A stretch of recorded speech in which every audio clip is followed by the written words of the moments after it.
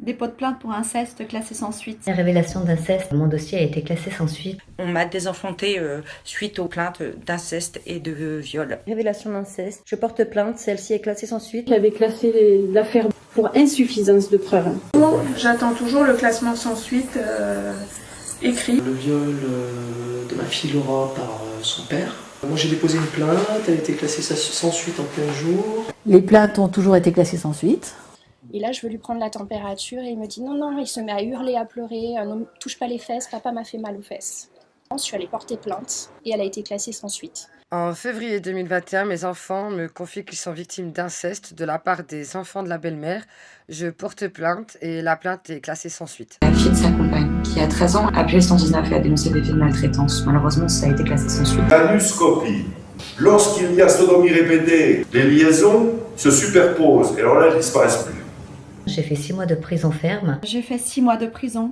Donc j'ai été jugée, moi, pour non-représentation d'enfants, à 12 mois de prison, dont un ferme, alors que j'en ai fait 2. Dans le trou des fesses, j'ai très mal. Mon agresseur vient d'être prononcé coupable de 3 chefs d'accusation, à savoir viol sur ma personne, viol sur Samantha, agression sexuelle sur une autre personne et en état de récidive. Et sa peine, c'est 6 ans de prison, dont 2 fermes, avec aménagement de peine, c'est-à-dire qu'il n'ira juste pas en prison. Il a été condamné à cette peine-là parce qu'il a eu un enfant il y a 2 ans. Et on ne veut pas briser la vie d'un père. Sous un quinquennat où, soi-disant, la priorité c'est les violences faites aux femmes, etc., ça n'est pas juste, tout ça c'est pas juste. De temps en temps, je voudrais arrêter ma vie. Rejoindre mon papa qui est au ciel. Nous allons lutter contre ces 70% de classement sans suite. Et aujourd'hui, malheureusement, nous vivons dans un monde où il y a des enfants qui sont violés et agressés sexuellement. La priorité, c'est d'aller les chercher pour les mettre en sécurité. Or, l'agresseur, que fait-il? Il impose à l'enfant le secret. Si tu parles, je te tue. Si tu parles, tu vas détruire la famille. De toute façon, personne ne te croira. Aujourd'hui, nous ne voulons pas voir les viols d'enfants, nous ne voulons pas les entendre et surtout, nous ne voulons pas les sanctionner. Ma fille m'a fait ses premières révélations d'inceste. Elle avait 3 ans. J'ai porté plainte immédiatement en 2018. Mon dossier a été classé sans suite. Je suis donc partie en Espagne pour protéger ma fille. Suite à ces non-représentations d'enfants, j'ai été incarcérée le 1er juin 2021. J'ai fait 6 mois de prison ferme. Le juge français ordonne que ma fille vive chez son père biologique qu'elle n'a pas vu depuis 4 ans. En France, en 2015, l'INSEE estime que 154 000 enfants ont été victimes de viols ou d'attouchements sexuels. Pour vous donner un ordre d'idée, ça représente 2 enfants par classe. Sur ces enfants, seulement 4% des victimes portent plainte. Seulement 30% de ces plaintes sont instruites et sur ces 30%, seulement 10% aboutissent. Au total, c'est 0,3% des victimes qui arrivent à condamner leurs agresseurs. 0,3%. Autant dire qu'en France, la pédocriminalité est un crime quasi impuni. Ma fille me révèle viol et agression sexuelle. Ma deuxième fille enchaîne agression sexuelle. Je porte plainte. Le système judiciaire civil s'est mis en place et ils ont décidé de séparer la fratrie. Donc mes 2 filles sont chez leur père dans le Nord et mes 3 garçons chez cet homme. On m'a désenfanté suite aux plaintes d'inceste et de viol. Certains parlent de carnage social, d'autres d'échec collectif. Tout le monde, en tout cas ou presque, est d'accord pour dire que notre système d'aide sociale à l'enfance doit être amélioré. Elle sort tout juste des services d'aide sociale à l'enfance après être passée par 4 familles d'accueil et 3 foyers. C'est le choix de la rédaction d'RMC. De l'harcèlement moral à l'harcèlement physique et viol. C'est de la pure merde de dire la protection de l'enfance. Elle est où la protection ? On était en dessous de toute humanité dans ce centre. Des enfants qui étaient nus, enfermés dans des cages de verre de 3 mètres carrés, sans toilette, sans point d'eau. Des points de suture faits à vif, sans anesthésie. Bonjour Céline Boussier. Bonjour. Vous avez été entre 2008 et 2014 aide médico-psychologique dans un institut médico-éducatif, un IME, dans le Gers, l'IME de Moussaron. Vous avez publié récemment ce livre, Les enfants du silence, donner une voix à ceux qui n'en ont pas. Ouais. Parce qu'aujourd'hui, des pédophiles en France, nous en avons des centaines qui pullulent dans les écoles, qui pullulent dans les associations sportives et qui pullulent aussi dans les milieux politiques et médiatiques. En 2020, ma fille me fait des révélations d'inceste. Elle est alors âgée de 3 ans et demi. Je porte plainte, celle-ci est classée sans suite. Ma fille refuse toujours de voir son père. on veut la contraindre, alors qu'elle exprime très clairement le fait de ne pas vouloir le voir, de dire qu'il est méchant, qu'il lui refera du mal si elle le revoit. Elle dit elle-même, du haut de ses 6 ans, qu'elle considère ne plus avoir de père. Jacques Thomé, je suis donc en retraite, j'ai passé toute ma carrière à l'AFP pour justifier une absence de poursuite contre un père incestueux, invoque l'absence de preuves irréfutables. Parce que grâce à la présence d'un médecin légiste, il nous apprend qu'il y a un instrument, une exploration qui s'appelle l'anuscopie. Lorsqu'il y a sodomie répétée, les liaisons se superposent et alors là elles disparaissent plus. Rien n'est mis en place pour mettre en cabane les violeurs, parce que, à la limite on peut dire ça, parce que, enfin, ou alors ça veut dire que tous les juges ignorent cette pratique.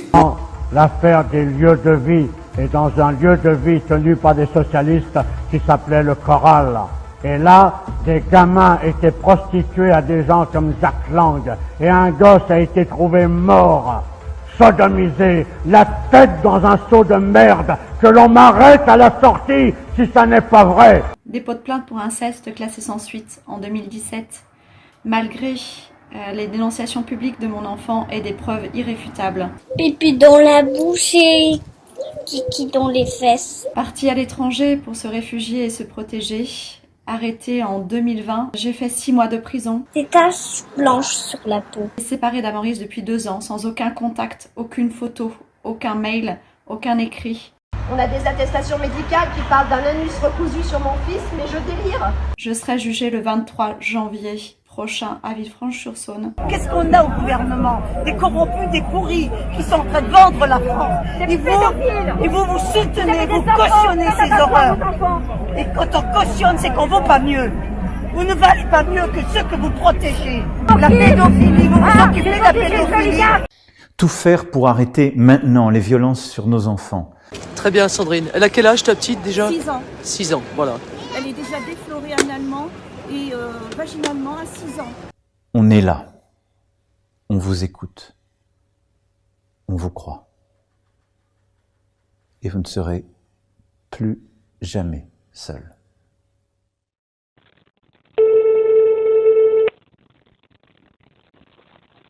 Allô? Oui, bonjour, monsieur Kant. Oui. Excusez-moi de vous déranger, c'est madame Aranto. Comment allez-vous? Bon, ça va, je me fais Ça des va soucis pour ma fille, surtout. Hein. Eh oui.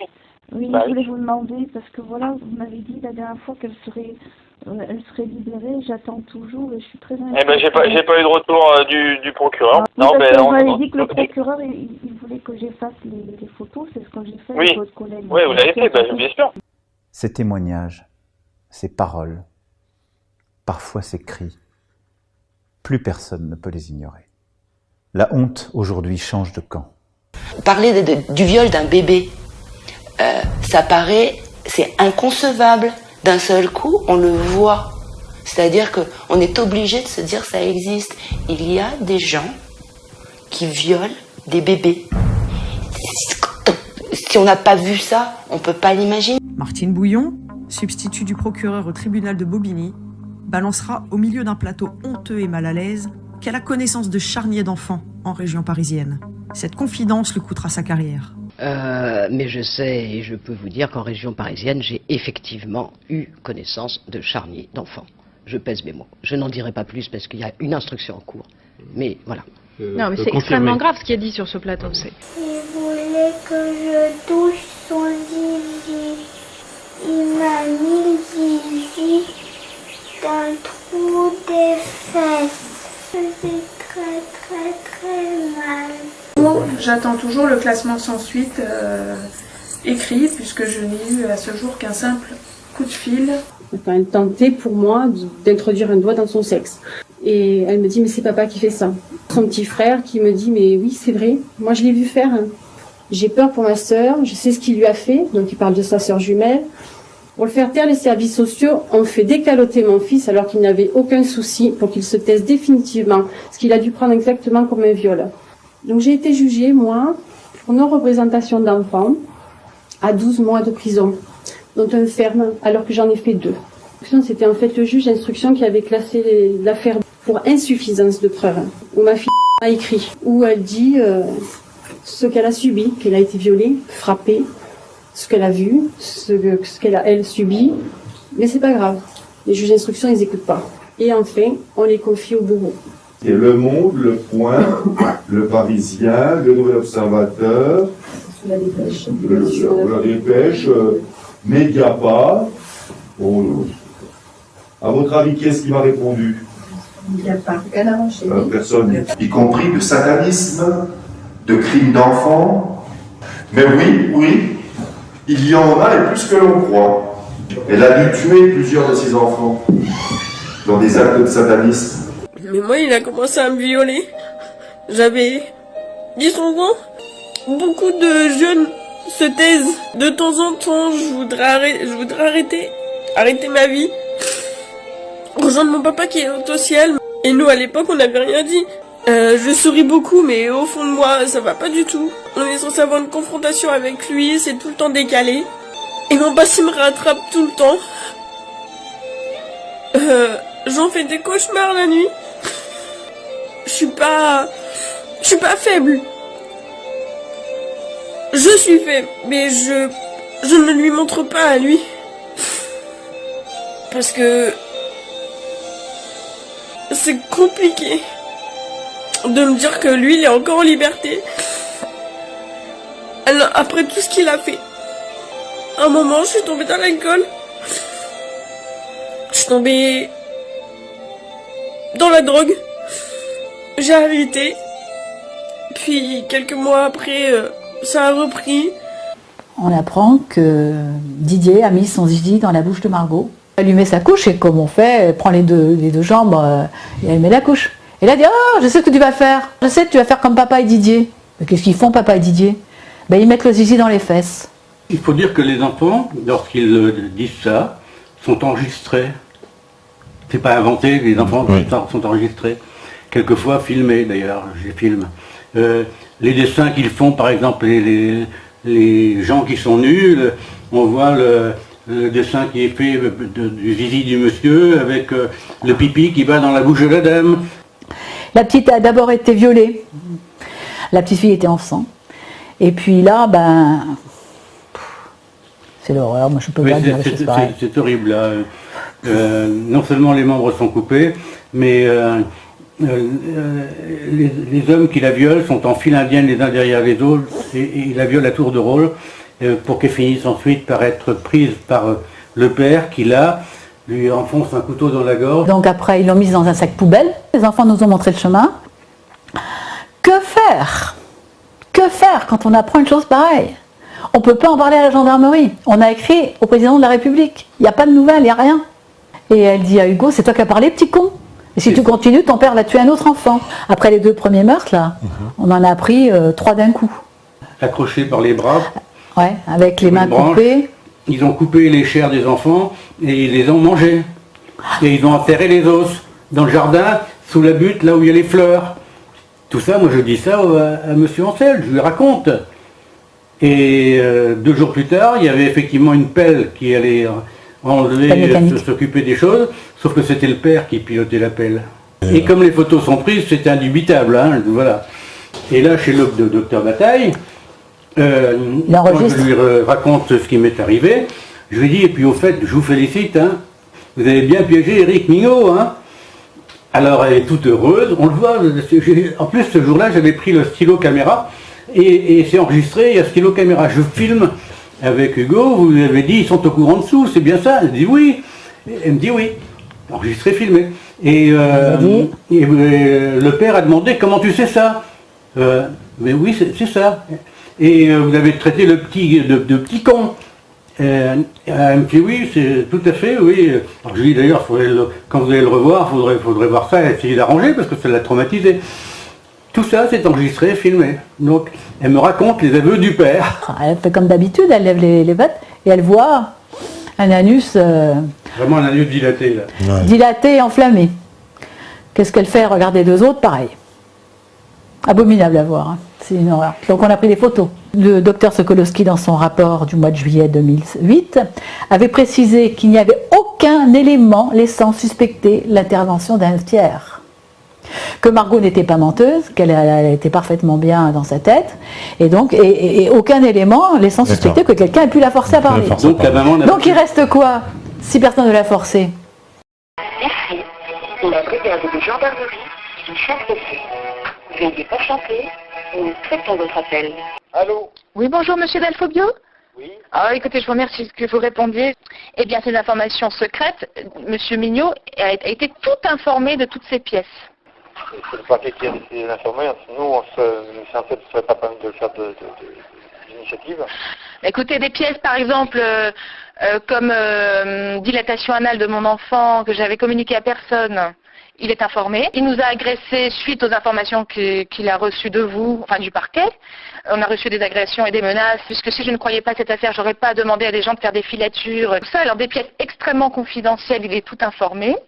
Et les personnes désignées comme violeurs par mes enfants sont toutes informées. Alors je suis très très inquiète, d'autant plus que la dernière fois des orgies, les enfants étaient attachés sur des lits, ils ont été terrorisés, donc je comprends pas vraiment ce qui se passe.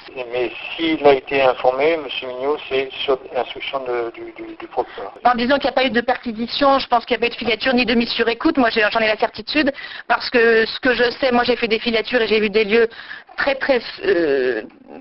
glauques et très étonnants, avec notamment 5 ou 6 enfants dans une voiture avec des femmes voilées, un lieu d'orgie. Les enfants disent qu'il y a des enfants vivants dans des caves, dans des endroits. Bon, ça, vous devez être informé, je suppose. Ansel m'en a parlé. Vous voyez bien que dans cette affaire, il y a des personnes impliquées qui ont le pouvoir. C'est bien pour ça que j'ai bien conscience que dérangeant des personnes, mais ce ne sont que des démonstrations de faits avec des preuves à l'appui, avec les pièces officielles. L'intérêt, je suis dans la gueule du loup, plus l'affaire est traitée par les mêmes personnes de départ, donc les jeux sont faits. C'est une affaire d'enfants en danger qui demande le secours et personne ne les écoute depuis 1 an et demi, personne ne veut les entendre. Prenez patience. Pour moi, c'est M. Bodino qui a demandé aussi des attestations contre moi à produire, ce n'est pas le rôle d'un juge. Et donc ça, la chancellerie est au courant. C'est pas vous qui avez envoyé quelque chose au président de la République? Oui. Vous l'avez cette lettre? Bien sûr. D'accord. Oui. Non, on a tout, mais on a pris contact avec le procureur hier et il doit nous donner une décision en après. Eh bien, Dr Bataille a dit à M. Mignot, je suis avec vous. Et Margot ne voulait plus voir cette femme. Pourquoi on ne parle jamais de la France comme d'un pays où une centaine de médecins généralistes ont été condamnés par le Conseil de l'Ordre pour avoir fait des signalements? Le docteur Catherine Bonnet, qui a été condamnée à 9 années d'interdiction d'exercice pour avoir fait des signalements. Dans l'affaire d'Outreau, il n'y a pas eu un signalement de la part des médecins, alors que les gosses étaient hospitalisés. Un gars qui mettait son doigt dans son cul et qui me le mettait dans la bouche après. Voilà. Donc c'est un gars qui savait exactement ce qui se passait à la maison. Moi, j'ai été hospitalisé 17 fois entre l'âge de 0 à 1 an, dont 3 infections épididymiques. C'est une infection du épididyme, c'est une infection du testicule qui m'a valu l'ablation à moins de 2 ans d'une partie du testicule gauche. Je suggère que Chérif vienne vous expliquer l'un des autres meurtres d'enfants. Est-ce que tu es d'accord? Mais je veux rester assis. Bon. En 98, j'ai fait la plus grosse erreur humaine. J'ai été forcé de tuer une petite fille de mes mains avec une pioche. Si je le faisais pas, je mourrais mes petits frères. C'est la parole de mon beau-père. Je la tue, je te tue, je tue tes petits frères. J'ai fermé les yeux. J'ai mis des coups. Ce que j'ai ressenti, c'est que j'ai rigolé quand le sang est levé. Et j'ai continué. J'ai redonné des coups de pioche. Et j'ai rigolé. Et je criais en rigolant. Cela a commencé en 2015, quand j'ai signalé les allégations de maltraitance qu'une enfant que je suivais en psychothérapie m'avait révélées. Je n'ai pas fermé les yeux, malgré le fait que son père était médecin et que c'était lui qu'elle accusait. S'en est suivi alors plusieurs années de pression et je n'ai pas peur du mot, de représailles. Me reproche d'avoir épaulé cet enfant et sa mère.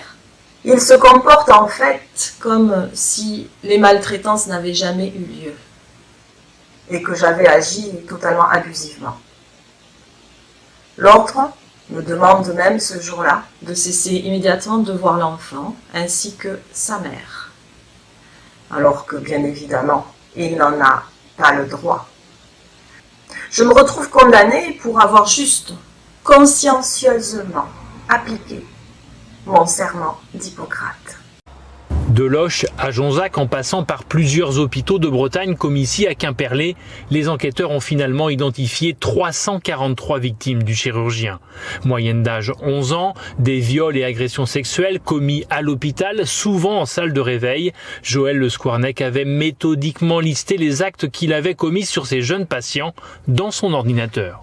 Mais la parole d'un enfant, elle compte, elle aussi. Et puis, nous allons beaucoup plus loin. Nous disons, il faut donner à la victime toute sa place dans le procès pénal. Elle doit pouvoir contester les décisions qui la concernent. C'est elle qui est la plus concernée par la décision.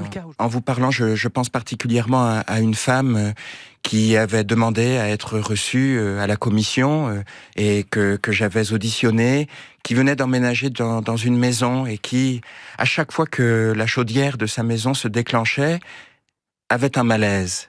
Et quelques mois plus tard, elle a compris que ce malaise était lié au fait que son père commettait les viols contre la chaudière pour identifier le moment où sa mère entrait et sortait de la salle de bain.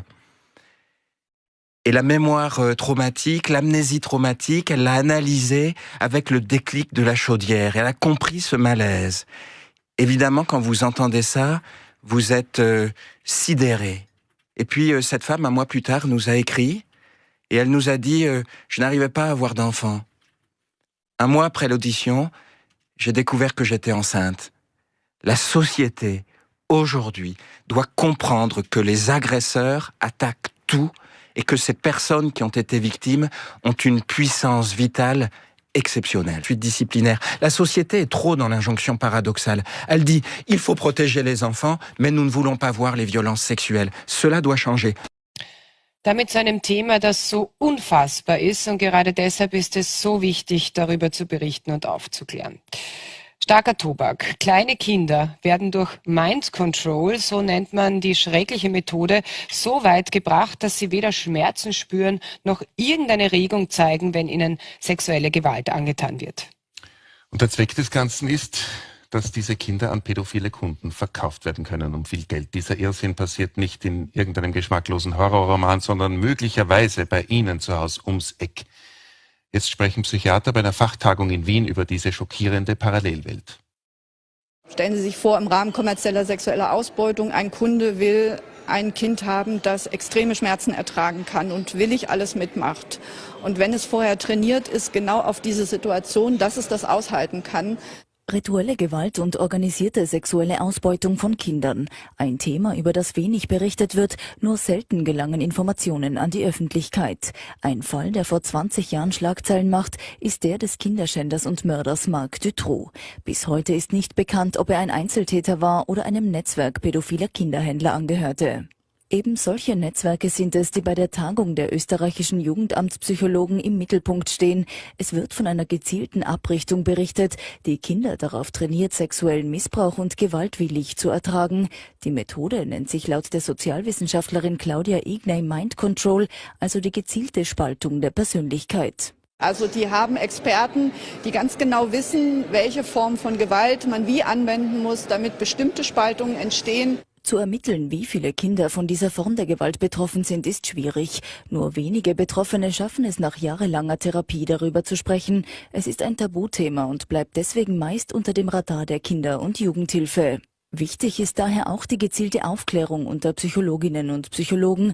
Nur so können Fälle von organisierter ritueller Gewalt überhaupt erkannt werden. Ja, und dazu bei uns im Studio ist jetzt Claudia Flies. Schönen guten Abend. Guten Abend. Sie haben gemeinsam mit Frau Ignay, die wir im Beitrag gesehen haben, ein Fachbuch über rituelle Gewalt geschrieben. Ja, wir sind schon den ganzen Tag völlig gebeutelt von dieser Methode, die da kleine Kinder zu Robotern macht. Ja, erklären Sie nochmal, wie läuft denn das jetzt genau ab? Ja, ich könnte ein Beispiel sagen, zum Beispiel, dass ein Kind, das noch relativ klein ist, ganz massiv verletzt wird, bis es das einfach nicht mehr aushalten kann. Also wenn der Schmerz so anhaltend ist und so massiv, dann entsteht eine Spaltung innerhalb der Persönlichkeit und ein anderer Persönlichkeitsanteil hält das weiter aus.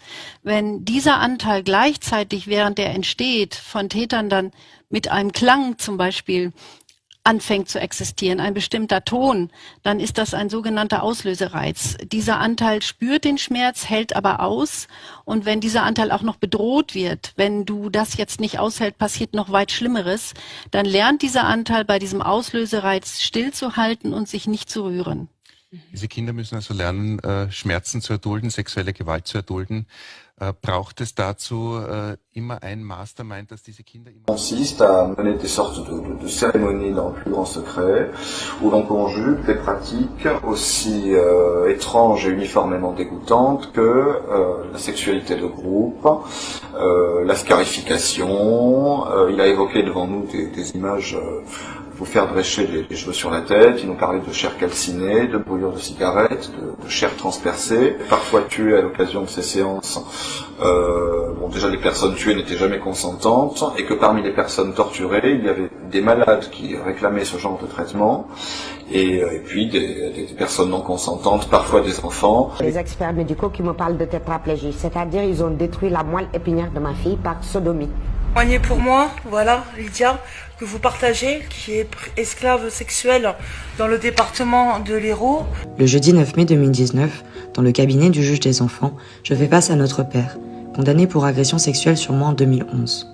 Dans son jugement, le magistrat fait état d'une lettre écrite par Karl et relatant des faits d'agression sexuelle qu'il aurait subis de la part de notre père.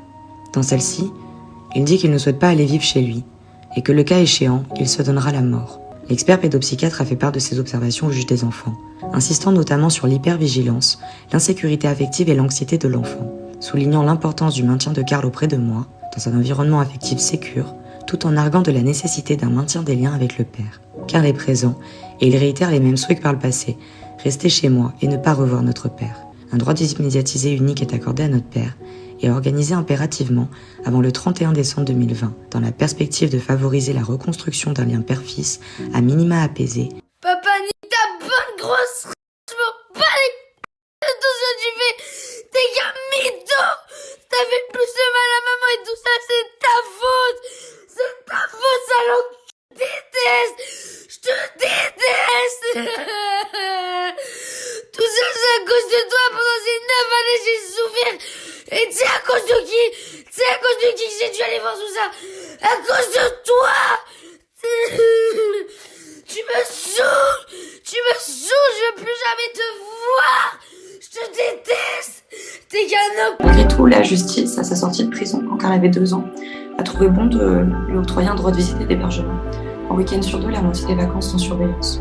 Il dénonce le fait que lorsque notre père est sorti de prison, il a obtenu des droits sur notre plus jeune frère Karl, sans aucune mesure mise en place. C'est-à-dire que la justice française a pris le risque qu'il puisse porter atteinte à l'intégrité de mon petit frère. Je crois que la question d'autorité parentale a pesé très lourd, ce qui a mené mon petit frère à penser que la seule issue pour lui, c'était de mettre fin à ses jours.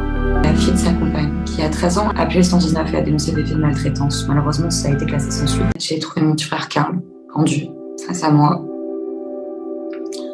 Mon monde s'est littéralement effondré ce jour-là. Une fraction de seconde, je l'avais soulevé, décroché, mis au sol. T'as fait plus de mal à maman et tout ça, c'est ta faute! C'est ta faute, salope! Je te déteste! Bataillon, nous te soutenons! Je sais que tu nous entends! À tous les prisonniers qui nous entendent! Joël le Scornet! Tu dois m'entendre et sache une chose! Tu dois trembler dans ta prison à l'heure qu'il est! Car tu es le plus grand tenant criminel de l'histoire de l'humanité! Tu seras jugé le 13 au 17 mars. Je serai là, et d'autres seront là aussi. Tremble dans ta cellule. Tremble. Tremble bien. Oh, le scandale. On te protège. Tu dois être retrouvé à Stade Maillot. Avec un ange gardien. Il a voulu sauver les enfants. Résultat, il a pris 4 ans de prison. Avec des milliers d'euros d'amende. Stéphane, si tu nous entends. Tiens bon, putain, tiens bon. On est là avec toi, putain, on fait ce qu'on peut. Mais on lâchera pas le morceau parce qu'on est des centaines et des dizaines de centaines maintenant. On est des milliers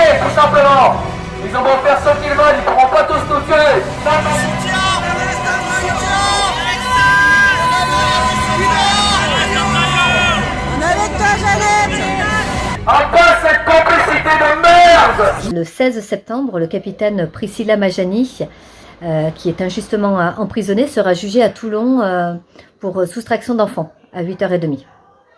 Je rappelle, elle avait quitté la France avec sa fille Camille Chauvet il y a 11 ans, uniquement pour la mettre à l'abri de son père qui lui mettait son zizi dans les fesses. Il m'a mis le zizi dans le trou des fesses. Ça faisait très mal. Aujourd'hui, âgée de 16 ans, elle ne veut plus voir le géniteur et pour cause. Donc, nous devons être nombreux le 16 pour que la peur change enfin de camp. Si tu ne peux pas faire le déplacement, sache qu'il y a des rassemblements de prévus devant tous les tribunaux dès 8h30. Vous pouvez proposer et demander des places de voiture en laissant des commentaires sous la vidéo. Et pour éviter toute censure, nous vous invitons à nous rejoindre sur Telegram, le canal Je défends mon enfant. La vidéo sera épinglée.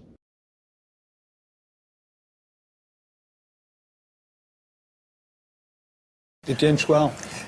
Je pense que c'est une erreur de penser que les politiques sont impuissants ou incapables ou ne comprennent pas, en faisant comme s'ils servaient l'intérêt général, et pour servir l'intérêt général, effectivement, ils sont pas bons.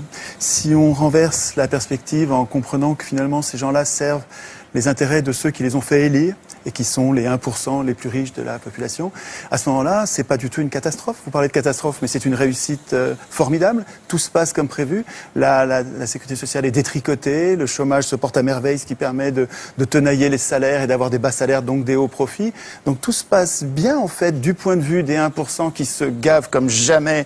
Les banques qui devraient être en prison pour faillite frauduleuse, leurs patrons se font mieux payer que jamais et arrivent maintenant au gouvernement des différents pays. Je trouve que la situation est pas du tout catastrophique pour ceux qui financent les campagnes électorales des élus. Et je trouve que là, de ce point de vue, c'est assez logique.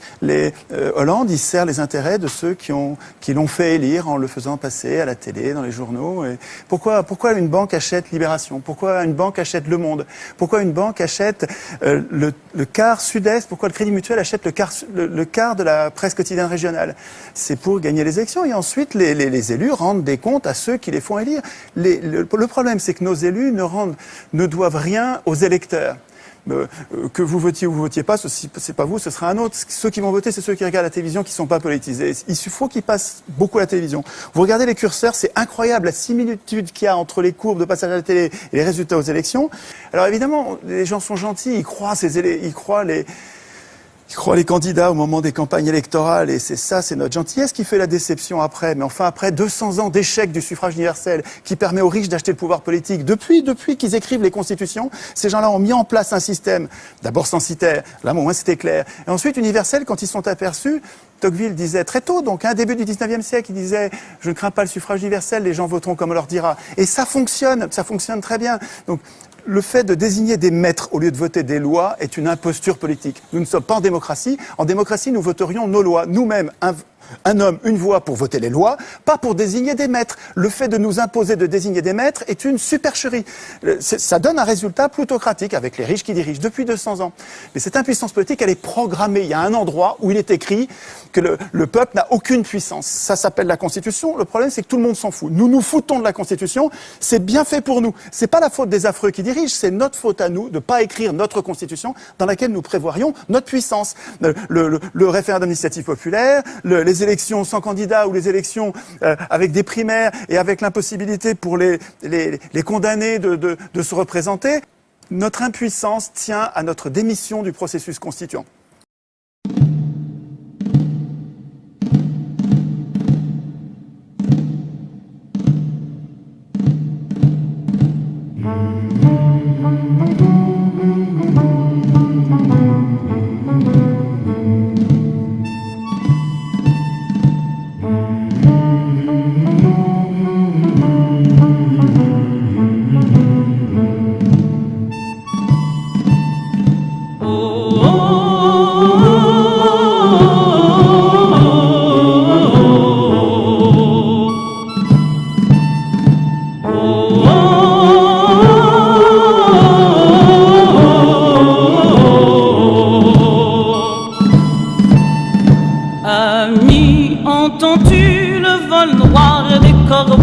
Sur nos plaines,